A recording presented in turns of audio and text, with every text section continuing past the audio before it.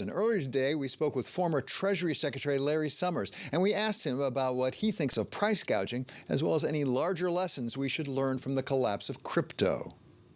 The price gouging at the pump stuff, the more general price gouging stuff, is to economic science what President Trump's remarks about disinfectant in your veins was to medical science.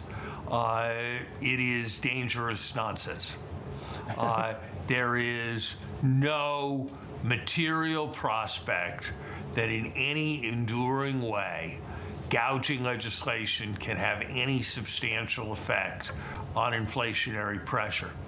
But it can cause and contrive all kinds of shortages.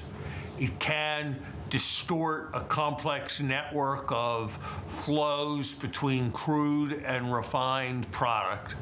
It can inhibit the supply responses that are what's ultimately the best way to overcome inflation. This gouging talk is a diversionary confusion. It's something that tends to happen when we have inflations, but we only make progress once we move through that and we understand that the real determinants of inflation have to do with the total level of demand that's being stimulated by policies. If politicians outside the Fed want to make a difference on inflation to the limited extent they can, they should be reducing tariffs, they should be letting more immigrants into the country, they should be reducing regulatory burdens like the Jones Act that mandates that only U.S. ships can take crude oil from Texas to the Northeast.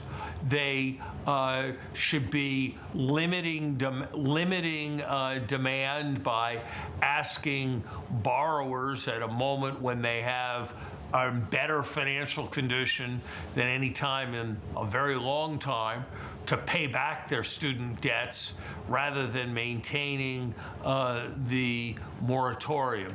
Those are the things that you can usefully do to influence the inflation rate. And all this gouging talk is a pandering diversion from all of that. So, Larry, let's wrap up this week with a couple of quick rips from the headlines. One of them is cryptocurrencies and stablecoins. The prices of those certainly didn't go up this week. And in fact, I saw there was something like $270 billion worth of market value taken away. Do we know anything at the end of the week about cryptocurrency, stablecoin that we didn't know at the beginning of the week? We've been reminded of something we should have known, which is that fear and greed drive financial markets, all financial markets, and crypto's not immune from that. And bank-run phenomena, whether it's banks, whether it's money market funds, whether it's repo, or whether it's crypto, when you don't have backing and you lose confidence, you get a big mess.